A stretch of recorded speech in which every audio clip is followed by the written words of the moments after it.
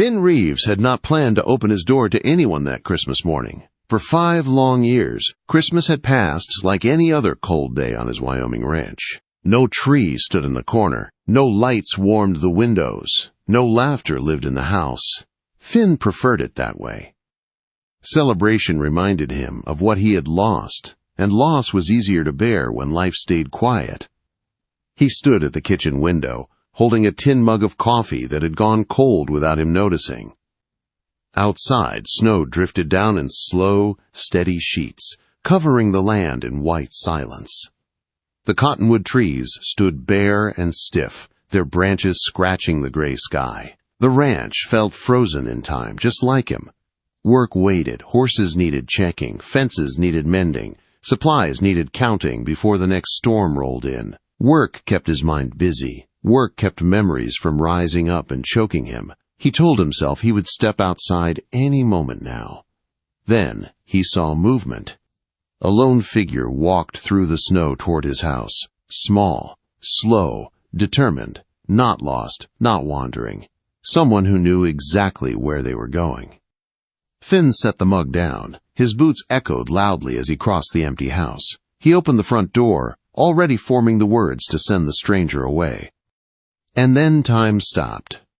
The woman standing on his porch looked exactly like his sister. Same dark eyes, too big for her thin face. Same sharp cheekbones softened by exhaustion. Same quiet strength in the way she stood straight, despite the cold and the long road behind her. Even the way snow clung to her dark hair felt familiar. Finn forgot how to breathe. She spoke first, her voice gentle and careful. "Sir, I'm sorry to disturb you on Christmas. My name is Marie Cartwright. I'm looking for work. Any work at all, just through the holidays, if that's all you can offer." She talked quickly, as if afraid silence meant refusal. She said she could cook, clean, mend, and manage a household. She said she did not eat much and would not complain. She said she had references, though they were from back east. Finn barely heard her. Sarah was dead, 5 years dead, buried on a quiet hillside where wildflowers grew in summer. This woman could not be her, and yet the resemblance struck him like a blow to the chest. "How long have you been traveling?" he asked, his voice rough. 3 days on foot from Laramie," she said. "I tried the other ranches, but they're set for winter." 3 days in this cold. Finn noticed her shaking hands, the thin shawl pulled tight, the worn boots split at the toes.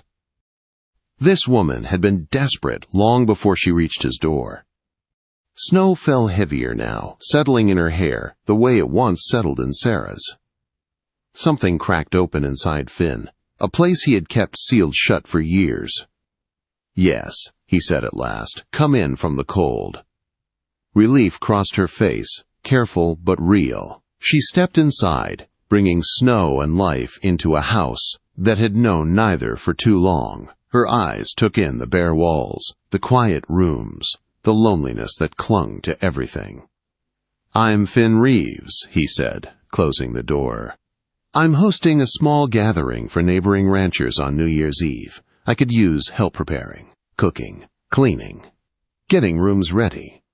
"I can do all of that," Marie said. "Thank you, Mr. Reeves. You won't regret it." But Finn already felt something heavy settle in his chest. Regret, maybe, or hope. He could not yet tell the difference. He showed her through the house, the kitchen, the sitting room, the small study. She followed quietly, noticing everything. When he mentioned the guest rooms upstairs had not been used in years, she nodded and said she would take care of them. He stopped at a small room near the kitchen. "You can stay here. It's warm." It had been Sarah's room once. Marie stepped inside, set her small canvas bag on the bed, and turned back with a soft smile. "This is perfect. Thank you." The gratitude in her voice made Finn's throat tighten. "I'll make breakfast," he said quickly. She tried to protest, but he turned away. He needed distance, needed motion, needed to not look at her face. In the kitchen, he stoked the fire with shaking hands. What had he done? He had invited a stranger into a life he had carefully emptied of feeling. A woman who looked like his dead sister, a reminder he had never asked for. When he glanced down the hallway, he saw her silhouette in the doorway of her room. The tilt of her head, the line of her shoulders, exactly the way Sarah used to stand. Finn looked away. This would be simple, he told himself. She would work. He would pay her fairly. She would leave after New Year's. His life would return to its quiet emptiness. But as he cracked eggs into a pan, he knew the house already felt different, filled with soft sounds, with presence, with someone alive. And somewhere deep inside, a question stirred that frightened him more than loneliness ever had. Was this mercy or punishment? He did not yet know. The house did not stay quiet for long. By mid-morning, Marie moved through the rooms with quiet purpose. She did not rush, but she did not waste time either. Finn watched from the hallway as she wiped dust from windows that had not binn cleaned in years. Pale winter light spilled inside, touching corners that had lived in shadow for too long. She hummed softly while she worked, a low, gentle tune Finn did not recognize. The sound settled into the house like something meant to be there. "I found evergreen branches in the barn," Marie said without turning around. "And a crate of old decorations. May I use them?" Quote. Finn's chest tightened. Those decorations had belonged to Sarah. He had packed them away after that last Christmas and never touched them again. "Yes," he said, "just be careful." "I will," Marie replied. He believed her. By afternoon, the house no longer felt like a place abandoned by joy. Evergreen boughs hung above doorways. Simple wooden ornaments caught the light. Candles rested on every windowsill, unlit but waiting. The air smelled faintly of pine instead of dust. Finn retreated to his study, pretending to work through ranch records. In truth, he kept finding himself standing in the doorway, watching Marie move. She handled everything with respect, as if she understood this house carried old pain. When she moved to the kitchen and began making bread, the smell hit him hard, yeast, and warmth, and memory. Sarah had baked bread on winter days just like this. Finn stepped outside before the memories could pull him under. He rode out to check the cattle, staying longer than needed, letting cold wind burn his face and clear his head. When he finally turned back, dusk had settled over the land. The sight stopped him. Every window of the house glowed with candlelight. Smoke rose from the chimney. The place looked alive, like a home. Finn sat frozen on his horse, heart pounding. Part of him wanted to turn away. It felt dangerous to go back inside, dangerous to want something again. But someone was waiting there. He rode home. Supper passed quietly. Marie served stew and fresh bread, then began cleaning without being asked. When she finished, she started toward her room. "You can sit by the fire," Finn said suddenly. "It's warmer there." She hesitated, then nodded. They sat across from each other with the fire between them. The storm began after dark, wind howling and snow pounding the walls. The fire cracked and popped, filling the silence. "You said you came from Laramie," Finn said. "Before that?" "Missouri. Illinois before that," Marie answered. "I've been moving west for 2 years, wherever there's work." "Running from something?" Marie looked into the fire. "Running from staying still." After a long moment, she spoke again. "I lost my family to fever, my husband and my little girl, a week apart." Finn felt the words land deep in his chest. "My sister died the same way," he said. 5 years ago. Marie turned to him then, understanding, filling her eyes. "That's why you hired me." "Yes." "I remind you of her." He nodded. "For a moment, I thought she'd come back." "I'm not her," Marie said gently. "I know." They sat with the truth between them. "That's why you live alone," Marie said. "Because everyone reminds you of what you lost." Finn stared at the fire. "I failed her. I promised I'd keep her safe." "That isn't failure," Marie said. "That's grief. Grief doesn't excuse hiding from life." She stood then, pulling her shawl tighter. If my husband could speak to me now, he wouldn't want me to stop living because he couldn't. Her words stayed with Finn long after she went to her room. The blizzard trapped them for 2 more days. They talked more during those hours, not deeply at first, then slowly closer to the pain. Marie told him about her daughter's laugh. Finn told her about Sarah's dreams of teaching. They did not fix anything. But something shifted. On the morning the storm cleared, Marie went upstairs to clean the guest rooms. Finn was in his study when she appeared in the doorway holding a small leather-bound book. "I found this," she said. It was tucked behind the headboard. Finn's world tilted. Sarah's diary. The one he had searched for and never found. His hand shook as he reached for it. "I'm sorry," Marie said quickly. "I didn't realize what it was." "Just leave it," Finn snapped. Marie froze. Hurt crossed her face before she hid it. "Of course," she said quietly. She turned and walked away. Finn sat alone, the diary heavy in his hands. He wanted to throw it into the fire, wanted to keep it closed forever. Instead, he opened it. Sarah's words spilled out. Hopeful, bright, alive. He read every entry, forced himself to face it all. The last page broke him. She wrote that she did not blame him, that she hoped he would live, not just survive. Finn's vision blurred. He had spent 5 years punishing himself for a guilt she never gave him. And now he had hurt Marie. He stood and went to her door. Lamplight shone beneath it.